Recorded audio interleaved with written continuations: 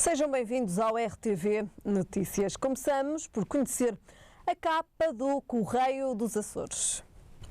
E podemos ler, a negrito, polícia apreende 17 mil doses de droga e detém mulher de Cabo Verde que distribuía heroína e cocaína em São Miguel. Na capa também a solidariedade para com a Madeira. A vermelho lemos com o apoio da mutualista açoriana. Unileite envia contentor com 20 mil litros de leite para a Madeira. Ainda também na questão dos incêndios, bombeiros precisaram de 4 horas para combater fogo na padaria da Relva. Destaque também para as pescas com o título Armadores, com empréstimos do Governo, têm novos prazos para pagar as dívidas. Ainda a educação, faz capa do Correio dos Açores, lemos Universidade dos Açores passa a estar organizada em 4 faculdades. Ainda o destaque para as camélias dos Açores, acompanhado de fotografia. As camélias vão então produzir chá para exportação. São então os destaques do Correio dos Açores. Agora, a capa do Diário dos Açores. Destaque vai para o turismo e lemos a vermelho. Mais de 700 mil já desembarcaram nos Açores, 90 mil são estrangeiros. Destaque também para as eleições legislativas regionais dos Açores, marcadas para 16 de outubro. Lemos 72 mil euros para convencer os açorianos a votar no dia 16. Também na capa os incêndios. 5 bombeiros de Ponta Delgada já combatem os incêndios na Madeira. Ainda 30 sismos registados perto dos mosteiros. Também em destaque a apreensão de 16 mil doses de heroína e 1000 de cocaína em São Miguel. E ainda o destaque para a festa de verão no Casino das Furnas volta a juntar o clássico e o avant-garde. Foram então estes os destaques das capas dos jornais regionais. Agora a notícia de abertura deste bloco informativo que se prende com os incêndios. Os dados são da Direção-Geral de Reinserção e Serviços Prisionais e dizem-nos que as cadeias portuguesas e instituições similares têm, neste momento, 51 pessoas a cumprir pena por incêndios florestais. Destas 51, 2 são mulheres e 11 são inimputáveis. As penas variam entre os 3 e os 6 anos de duração e para a duração da pena podem ter contribuído outros crimes resultado dos incêndios em causa, como a morte de terceiros. No entanto, é baixa a percentagem de arguidos que cumprem pena de prisão pelo crime de incêndio florestal. Nesse sentido, e perante o atual cenário dos incêndios florestais em Portugal, surgiu na internet uma petição que em menos de 48 horas reuniu um número recorde de assinaturas e que pede até 25 anos de prisão para incendiários.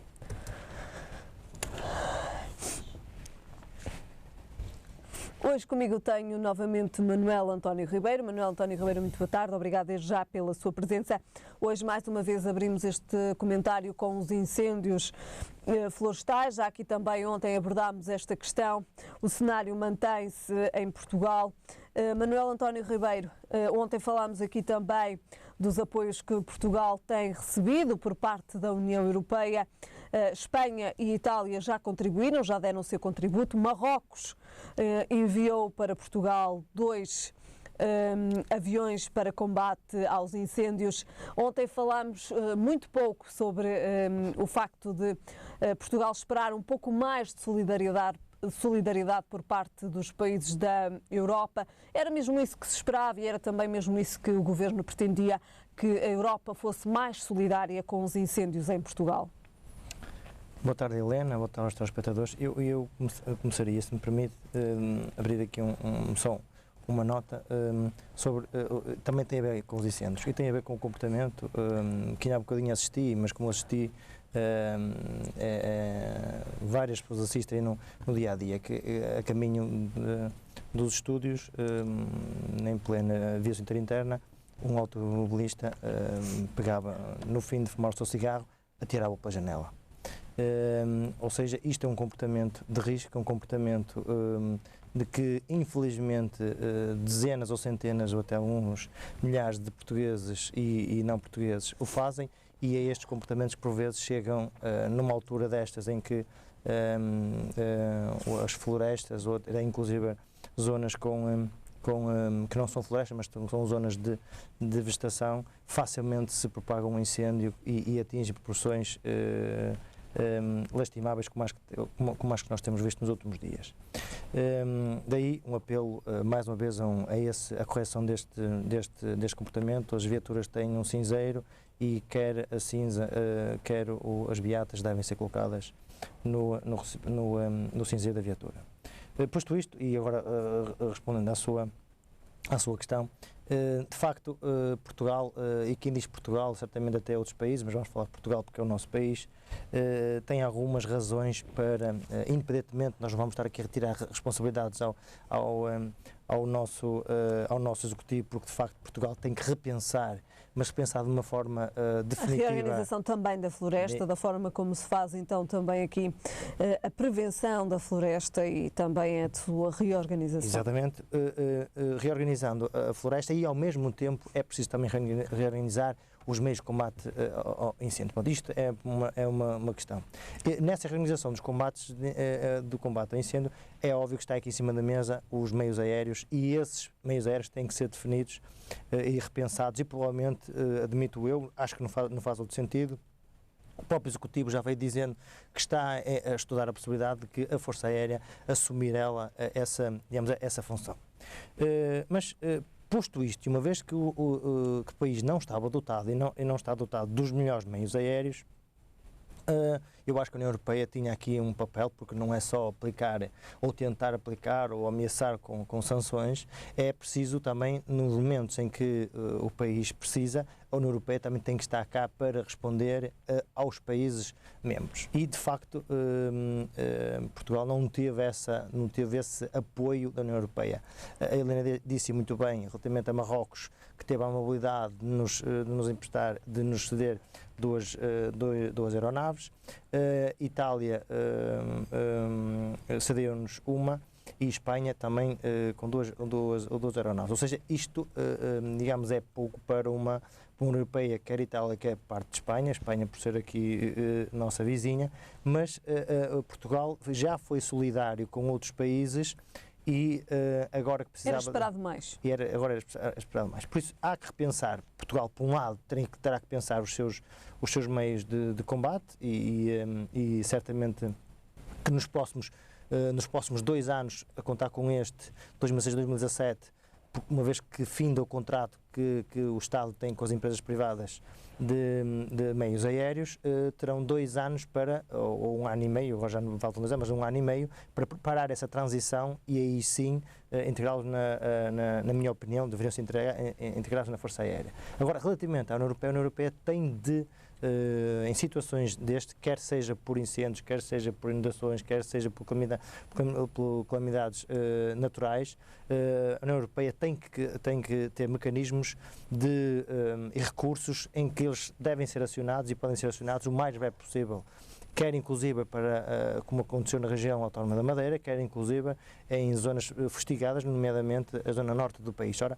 não faz sentido, digamos, este parque de recursos de apoio aos países da União Europeia, e Portugal tem essa digamos, razão para reclamar ou pelo menos questionar o porquê que não houve um apoio mais rápido.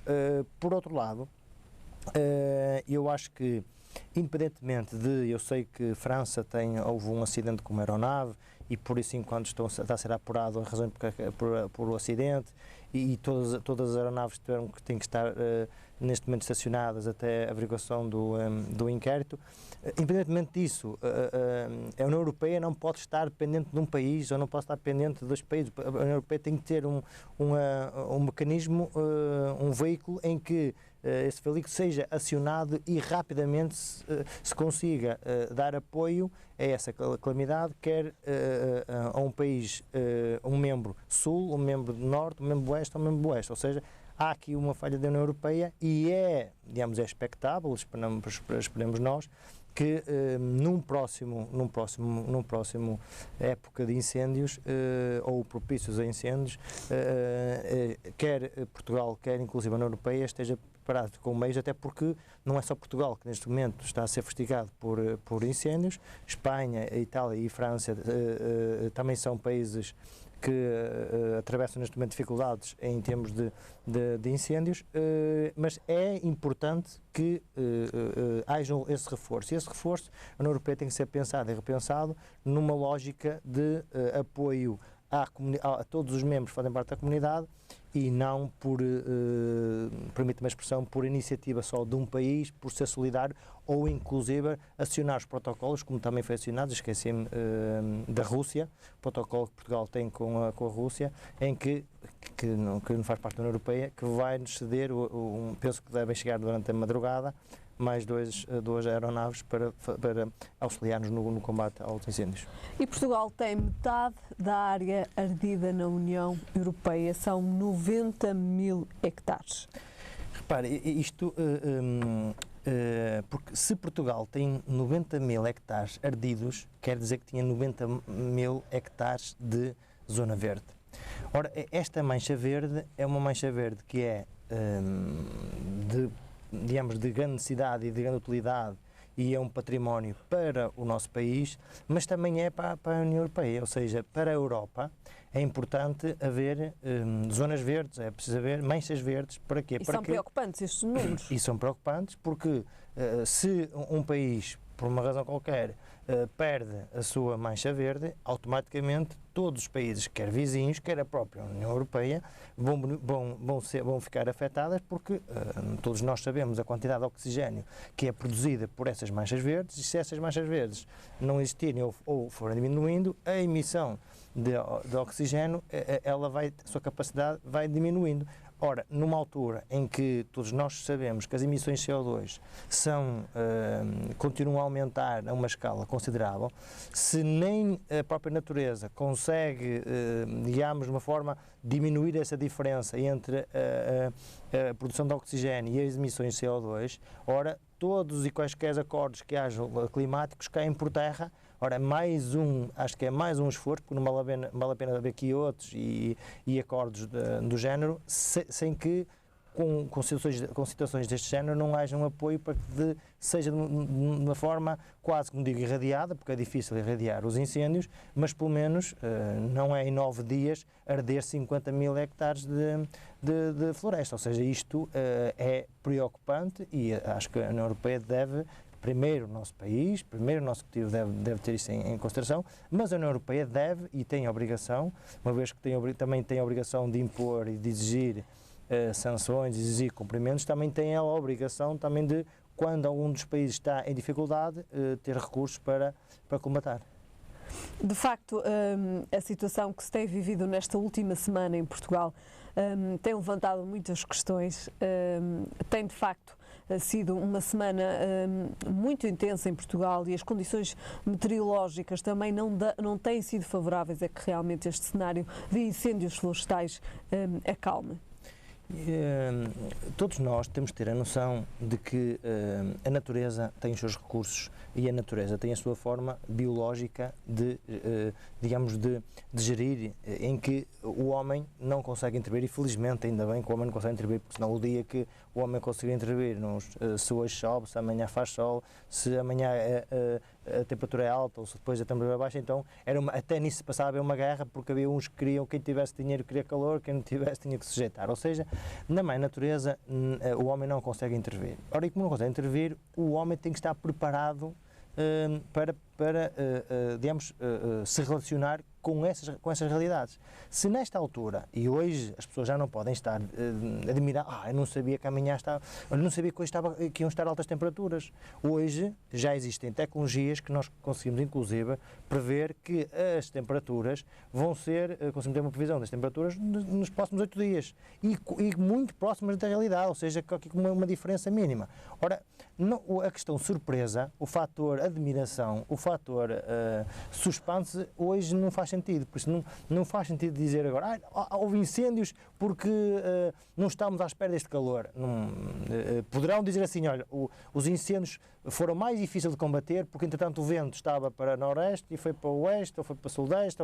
Aí sim, e a intensidade do vento de repente criou uma velocidade que os bombeiros não estavam à espera, ou ninguém estava à espera, e acabou por arder uma série de área florestal. Ora, aí estou de acordo. Agora, em termos de temperaturas, toda a gente sabe que nos próximos dias quais são as temperaturas. Logo, qual é o resultado ou qual é o potencial de risco que existe. Por isso aqui acho que vamos pôr de lado, porque é um tema de discussão para largos problemas, que é a questão da reorganização da floresta e quais os métodos de prevenção.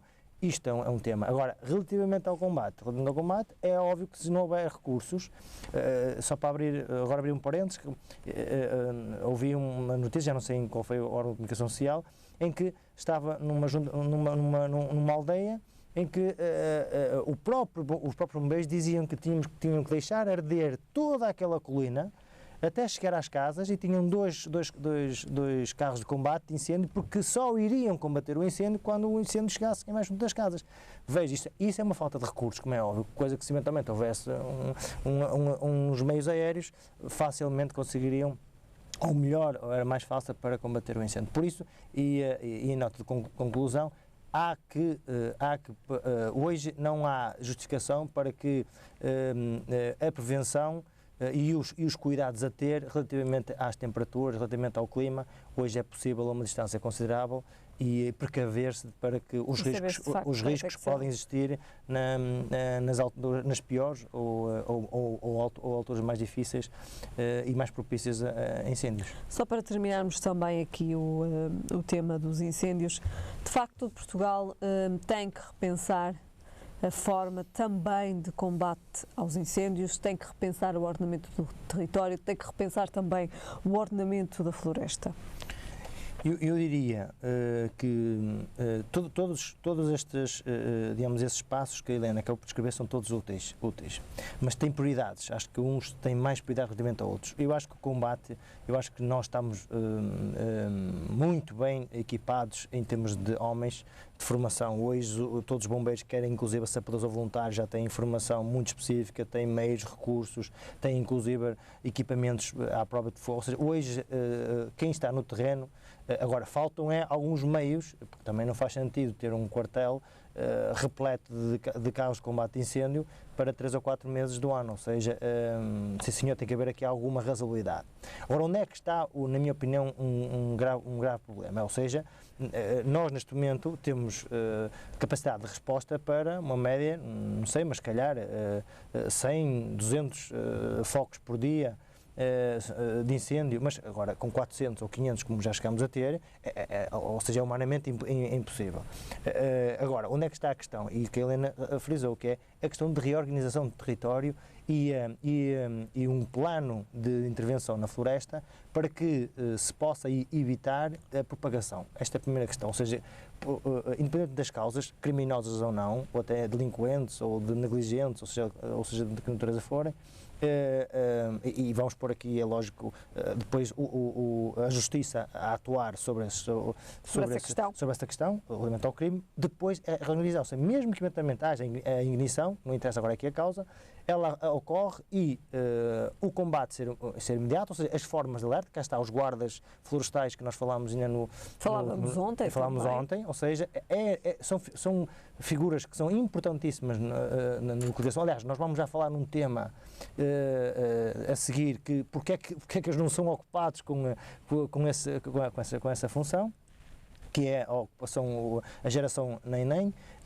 mas ao mesmo tempo haver fronteiras, ou seja, faixas de isolamento para que arda só arder naquele espaço, e hajam barreiras de isolamento para que impeçam a propagação. Não é começar numa área de X metros quadrados e rapidamente passe para X hectares de floresta. Ora, isto é reorganizar o território e depois obrigar obrigar e monitorizar a limpeza dessa floresta, quer pelos madeireiros, quer inclusive pelos privados e inclusive também o Estado. Por isso, a reorganização é fundamental. E depois, os municípios terem capacidade de monitorizar e fiscalizar essa reorganização da floresta em todo o território, porque, e como conclusão, é triste, é doentio nós virmos agora os passadiços do Paiva,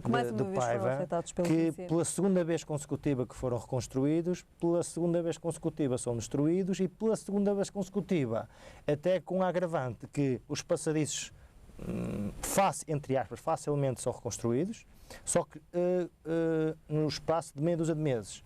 Só que o que foi destruído, aquela paisagem, aquele quadro, aquela imagem, quantos anos irá demorar para recorrer? Ou seja, isto é preciso repensar e, sem dúvida, repensar é reorganizar a nossa floresta. Muito bem. Manuel António Roeiro, passamos agora para o próximo tema. Falou há pouco precisamente na geração entre os 20 e os 24 anos, que considera que tem pouca iniciativa. Eu diria, porque nós vemos, a nossa geração, falo pela minha, já para não falar nos meus pais, para falar nos meus avós, na nossa geração, com 20, 24 anos, por exemplo, eu falo para mim, nós com 20 anos fazíamos outras coisas, para além de estudar, ou seja, tínhamos uma iniciativa ou ligada às associações, ou ligada a escoteiros, ou ligada a coletividades, ou até inclusive a trabalhar em part-times, ao fim de semana ou à semana, conjugar o apoio em casa, na vida de campo. Hoje isso praticamente deixou de existir. O que acontece? Criou-se aqui um vazio que a juventude fica exposta, ou seja, terminam, alguns deles, inclusive a grande parte deles até terminam um curso superior, porque chegam aos 18 anos, têm o 12º ano feito, com mais 3 têm uma licenciatura, que no passado eram 5, 3, ou seja, estamos a falar com 21, 22 anos, estão formados. E depois há aquela política de muitos pais, daquela proteção de que, bem, o meu filho tirou um curso superior e ele não se pode sujeitar a fazer qualquer coisa que nós no passado, falo por exemplo por mim, eu tirei a formação de engenharia e no entanto não a desempenhei logo, ou seja, nós temos que ter uma progressão na carreira gradual, nós temos que começar por uma base. Aliás, como nota, a filha de Barack Obama, que é presidente de uma das potências do mundo, nas férias está a trabalhar como empregada de mesa. Veja o espírito, o próprio Jair Paulo Azevedo, filho de um grande empresário português, começou também pelas bases da empresa e hoje, ou seja, há uma geração em que os próprios pais protegem. Não, o meu filho agora é licenciado numa especial qualquer, não vai fazer qualquer serviço. Não, a juventude tem que, não é vergonha nenhuma, começarem por uma função qualquer e depois, entanto, indo progredindo na carreira, subindo hierarquicamente. Isto por um lado. Por outro lado, também é óbvio que não é só responsabilidade dos pais, não é só responsabilidade desta era do Facebook, esta era das tecnologias em que passam horas no tablet, passam horas no iPhone e a explorar estas tecnologias de comunicação e de entretenimento, que acabam por desinvestir noutras iniciativas. Muito rapidamente, Manuel. E para concluir, é o Estado, e nós falámos ainda há bocadinho, porque é que estes jovens não fazem, por exemplo, a monetização da floresta portuguesa? Repare, porque de 20 a 24 anos têm capacidade e mais capacidade para que, por exemplo, no período de maio até outubro, poderem fazer, como há os nadadores salvadores, que são feitos por uma concessão, dar essa concessão a alguém, essa concessão impor esse recurso, guardas florestais, como por exemplo tenha a Câmara de Castelo de Paiva ou a Câmara de Arouca, não sei se é uma, se é outra, guardas dos passadiços, ou seja, são agentes que andam pelo passadiço a verificar se alguém está danificado ou não está danificado. Ou seja, isto era importante, e estes jovens de 20 a 24 anos, era importante ocupá-los de alguma forma, porque deixá-los à mercê da sociedade é um risco enorme para que possam seguir determinados caminhos pouco próprios. Manuel António Ribeiro, para terminarmos o comentário, apenas uma nota muito rápida sobre a antevisão do início da época dos três grandes. Começa hoje, é a primeira liga de futebol, o Futebol Clube Porto vai ao Rio Ave e acho que é o primeiro teste de Nuno Espírito Santo. Em resumo, eu acho que o Benfica parte na frente porque é tricampeão, tem a estrutura praticamente montada. A equipa, eu acho que inclusive tem um melhor plantel do que o ano passado, ainda falta aqui alimar algumas questões, vamos ver quantos jogadores é que saem até o final até 31 de agosto. O Sporting acho que é dos três, logo a seguir ao Benfica, o que está mais bem preparado, porque também acaba por manter a mesma estrutura, apesar de nascer a João Mário. Admito perfeitamente que vai ficar ali um bocadinho uma posição por completar, mas Jesus já deu provas que consegue arranjar alternativa para essas peças. Depois, eu acho que dos três, o que eu acho que está com mais dificuldades é o Futebol Clube Porto, porque parece-me a mim que a mudança de treinador não vai, na minha opinião, parece que não poderá não chegar. Nuno Espírito Santo vai ter agora digamos, um grande desafio, que é, porque não chega só a dizer que há 3 anos que o Futebol Porto não ganha nada e por isso este ano tem que ganhar, não é só dizer que tem que ganhar, é preciso criar, é preciso ter peças. Não sei se o Futebol Porto tem jogadores suficientes e se o próprio treinador, Nuno Espírito Santo, é capaz de pôr aquela máquina de Futebol Porto ao nível dos anos, da década que nós conhecemos como um vencedor intrínseco. Muito bem, muito obrigada, Manuel António Ribeiro. Ficamos por aqui neste comentário. Ficamos agora com a previsão do estado do tempo para amanhã. É então previsto o céu geralmente limpo. Quanto a temperaturas, o Porto espera uma mínima de 15 graus e uma máxima de 26. Em Lisboa a mínima será de 24 graus e a máxima de 37. E em Faro a mínima será de 22 graus e a máxima de 33. É tudo por agora. Já sabem, a informação está de regresso mais logo. Até lá, fique bem.